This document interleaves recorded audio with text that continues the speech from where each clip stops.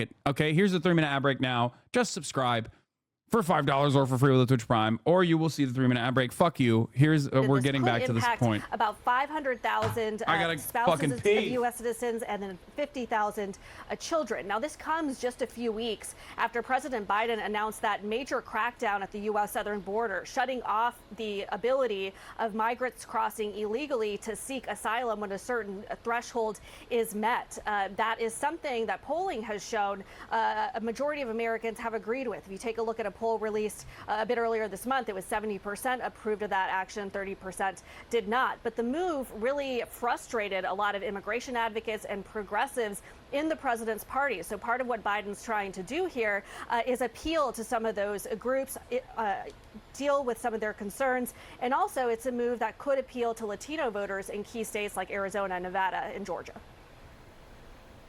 All right, Arlette Saenz over at the White House for us. Thank you so much. In the meantime, Republicans are already slamming President Biden's executive action on immigration. And of course, former President Donald Trump has been offering a much more draconian vision for his immigration policy, promising mass deportations and detention camps for undocumented migrants, blasting those who cross the border illegally as, quote, poisoning the blood of this country. Let's discuss with CNN political commentators Maria Cardona and Scott Jennings. Maria, you're with me here in the studio. Let me go to you first. You were telling me you might be over there at the White House later today for this announcement. What do you think? Obviously, this is going to be welcomed by progressives, Latinos in this country, because just recently the president announced a pretty tough policy cracking down on asylum at the border. What do you think? But this is more than it being welcomed by Latinos and progressives. It's going to be welcomed by the majority of American voters. We have seen in poll after poll after poll that the American people are not anti-immigrant. They're anti-chaos. They want solutions. And guess which party has been the one that has been offering the solutions that the American people want and that we know work? Those solutions are based on a balanced approach, strong, smart border security, which, frankly, the president and Democrats tried to do with Republicans on their bill until they said absolutely not, because Donald Trump wants to weaponize the issue, not solve it. And so President Biden had to take executive actions on his own to shore up border security. And so now President Biden is taking the second step, which is expanding legal pathways. Again, something that the vast majority of Americans in swing states support. And this is what the solution looks like. Democrats have been trying to do this for decades. It has been Republicans that have been the ones, especially since Donald Trump came on. Do you guys see why this is stupid? Do you understand why this is a stupid argument to make? Democrats are trying to fucking stop the immigrant rape and crime with reasonable, sound, right-wing policy. Like, you can't literally, on the one hand, advocate for amnesty while simultaneously say, well, some immigrants need to be deported, okay? It is very, very, very stupid. It is very dumb.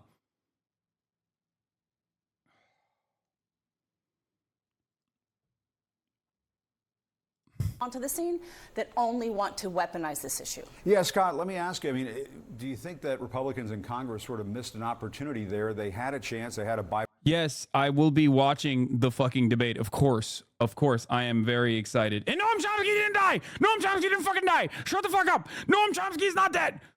Ah! bipartisan bill that James Langford from Oklahoma was helping to shepherd through the Senate. You both weaponized the issue? And now, because Donald Trump said, you know what, guys, let's not do this until after the election, the president's going out there and doing executive actions.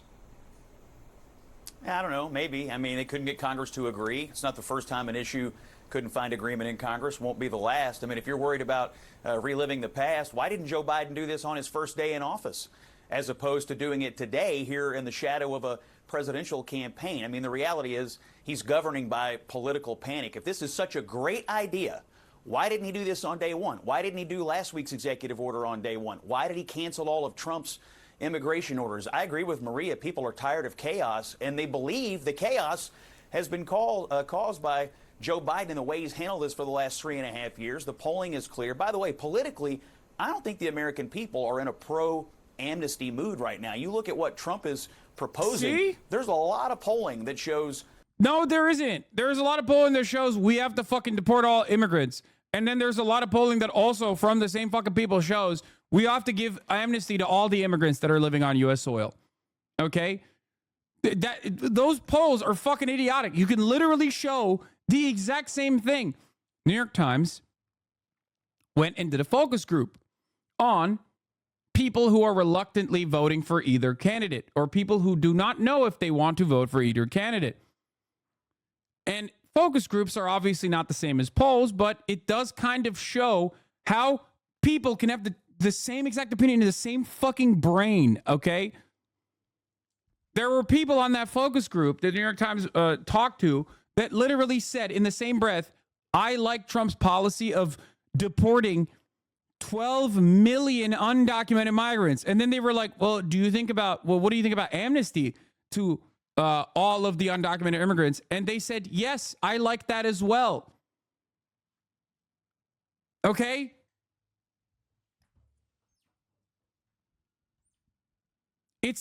We've been doing this for years. I've been covering this shit for fucking years, okay? Especially immigration. Especially immigration. Me being a motherfucking, anchor baby myself, this is something I've talked about quite a bit. And everything points to this weird inconsistency in the minds of Americans. It just shows that Americans are fucking stupid, okay? That's it. So even if you're looking for the popularity narrative for, helping your reelection chances, you can lean on either side of the issue. Okay? This is why I think it is a major L for the Democratic Party to capitulate the right-wing framing on the matter. One, because it's not correct. The underlying premise is just incorrect. I'm not even saying like, oh, they're confused, they're misguided. It's just straight up objectively incorrect. The empirical evidence shows that undocumented migrants do less crime per capita than natural-born U.S. citizens, okay? That's it.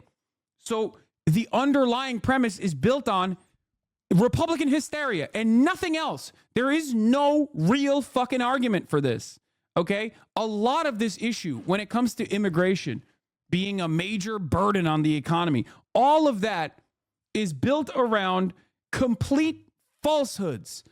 Okay? Complete falsehoods. And yet, because Republicans run this line so frequently, and Americans are so fucking stupid, they eat this propaganda, that you see the Democratic Party capitulate to it because they look at the polls and they're like, well, everyone's real reactionary about, migrants. It seems like we have to also say that migrants are bad and doing rape or whatever the fuck.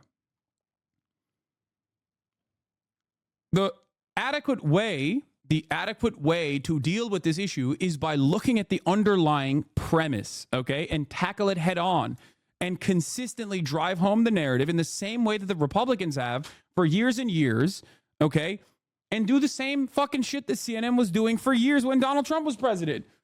Some people say this is an apple. Some people say this is an orange. It is our job at CNN to show you that this is an apple. That's what they were doing when Donald Trump was president. But when Joe Biden is president, they immediately turn back to their fucking reactionary framing. And they get completely guided and motivated, not by truth, not by a defense of like the Democratic Party in general, but specifically by what the fucking Republicans are saying on Republican media.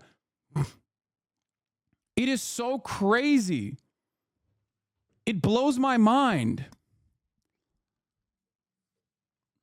If you ask me about the fucking Hezbollah drone footage one more time, I'm going to ship you into Gaza, okay? Shut the fuck up. It's on the docket. We are going to cover it.